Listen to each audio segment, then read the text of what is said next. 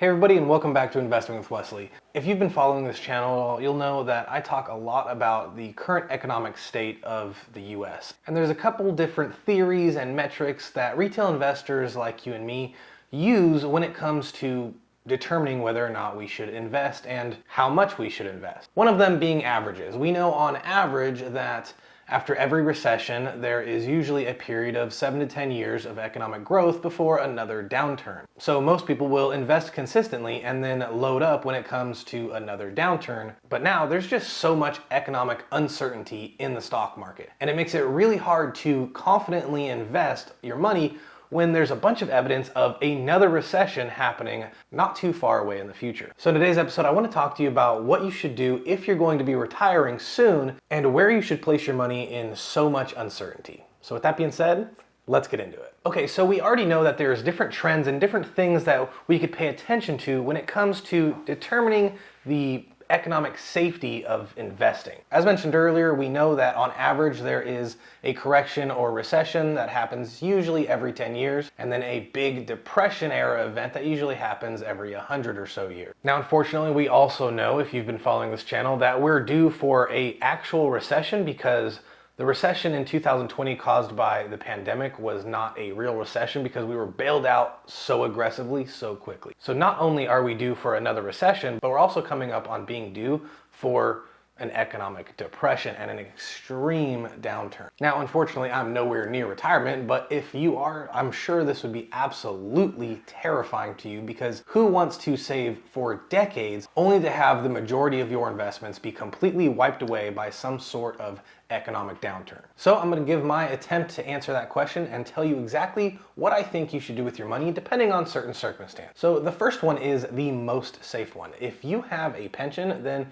there really is no need to worry because pensions are something that is guaranteed income for the rest of your life. But if you do have a pension, I'm sure you're probably not worried and you're probably not the type of person to be watching this video right now. I'm going to assume you don't have a pension. Instead, you just have something like a 401k or an IRA that's investing into the open market. Now, if you're close to retirement but not actually quite there yet, you could actually move your 401k or your IRA over into a fixed indexed annuity. Now, there's a bunch of different kinds of annuities out there, but for this particular scenario, I would say a fixed indexed annuity because it won't grow as much as leaving your money in the open market, whether in an IRA, 401k, or even in a variable annuity. However, it will protect your money in case of any sort of downturn. How a fixed indexed annuity works is kind of exactly how it sounds in its names.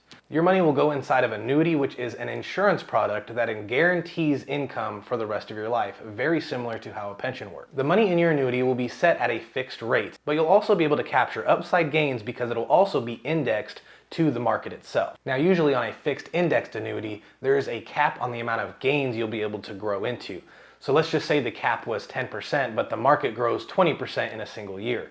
You're only going to see 10%, and instead the insurance agency you chose will be able to keep the other 10%. This is the profit that they get for holding onto all this risk in the event of a downturn. Now, the great thing about a fixed indexed annuity is that you are completely protected from any sort of downside risk. So let's just say that the market returns negative year over year for the next couple of years. Well, in your fixed indexed annuity, you won't feel any of that negativity. You will feel exactly what the fixed interest rate is. Some fixed indexed annuities will guarantee you 3% year over year, with the possibility of more because of the index. Others will guarantee you 0% with the possibility of more based on the index. So no matter what, you won't lose money.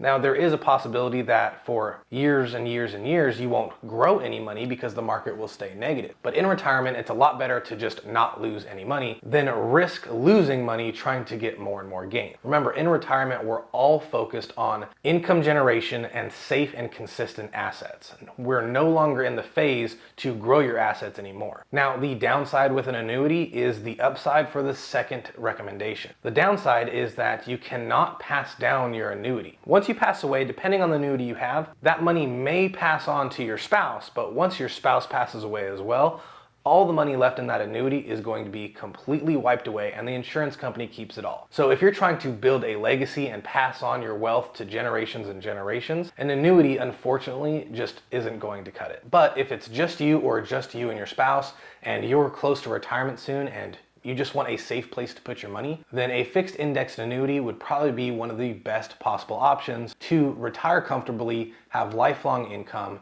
and never have to worry about a market correction or downturn. Now, like I said, that was the absolute safest option. If you feel like carrying a bit more risk, then what you're going to want to do is keep your money inside your 401k or keep your money inside the IRA. And then as you start getting closer and closer to retirement, put more and more into safer assets. Put more and more money into value-based companies that produce a dividend. If you're working with a professional advisor, definitely explore the options of bonds, but the bond market is just so crazy right now that you definitely want to work with a professional advisor that knows what they're doing. Government bonds are no longer worth it because the interest rate and the yield is just so low. But also, if you go too deep into junk bonds and corporate bonds, you're carrying so much risk that it's almost like investing into the regular stock market itself. So you should definitely entertain the idea of transitioning into bonds if you're working with a professional advisor. Now, as counterintuitive as it is because of how risky they are, another option you want to think about is investing in options. Now, I don't mean gambling in options or leveraging using options. Instead, I mean investing and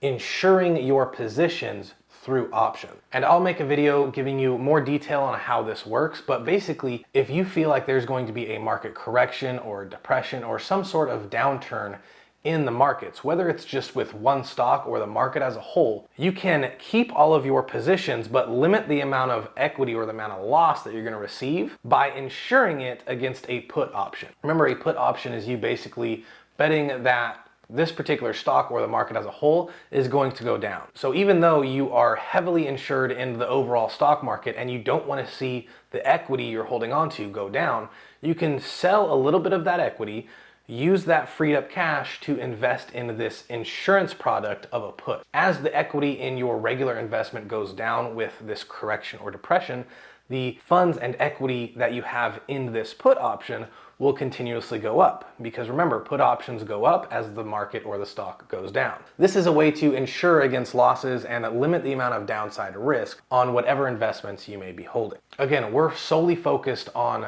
dividends, cash, fixed income, and a very safe asset. And if you feel like you need even more safety, then this could be a viable option for you. But I'm going to give you the same warning I gave you about the bond market, is that options can be extremely risky, and anytime you're working with derivatives, you definitely want to be working with someone that is a professional advisor and experienced in those derivatives. Don't try and do it yourself, because if you get one thing wrong or don't calculate the intrinsic and extrinsic value properly, then you could risk more than you want. Now, this second option that I've told you about has a bunch of pros and cons. The first pro is that it leaves the money in your hands because it stays within your IRA. IRAs can be passed down generation to generation, but the downside is, unlike the annuity, it is not guaranteed income for the rest of your life. You're going to have to take withdrawals on your money year after year, and if the balance of your portfolio ends up at zero, then you're out of money. Now, there's different techniques people use. They put all their money inside value dividend producing stocks and then only live off the dividends, or they keep a completely diversified portfolio, including a little bit of growth, a little bit of value and things in other countries, but then only withdraw about 4% of your entire portfolio's value every single year. Remember, if you just threw all of your money into the overall stock market, you'd be averaging growth of 10% year over year. So for you to only withdraw about 4% year over year means your portfolio theoretically would still grow at an average rate of 6% year over year. Now, offhand, I don't know the guy's name, but there was a very smart college professor that came up with this 4% rule.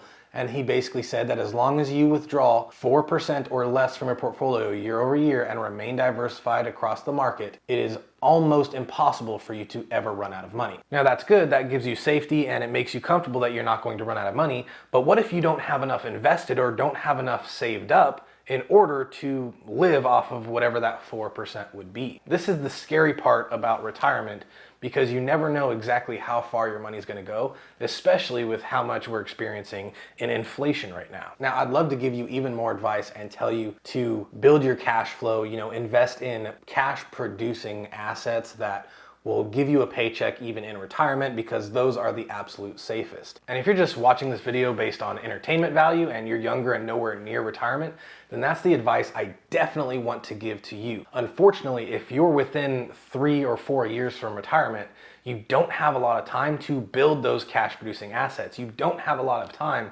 to invest in those multifamily real estate ventures and get a monthly income check. Now, hopefully you have the money saved up to go out and do so, in which case I highly encourage you to. But the point being is, if you're just invested in a IRA or 401k and you're coming close to retirement and you're wondering what in the heck you should do with your money because of all this economic uncertainty and the looming fear of another market correction and downturn in the stock market, then those are your two best options that I would begin to explore deeper into. Either annuities for guaranteed income for life if you are not concerned about leaving a legacy and passing on that money to other people when you pass away, or leaving your money inside an IRA to grow, only withdrawing 4%, remaining very diversified, and limiting the amount of risk exposure to downturns by investing in insurance products called put options. I hope you got value in this video. If you did, please remember to like and subscribe and maybe share it with your friends. I have a dedicated Facebook and Instagram account, so if you wanted to ask a more detailed question personally, feel free to reach me there. Either way though, the choice is yours, and I'll see you in the next episode.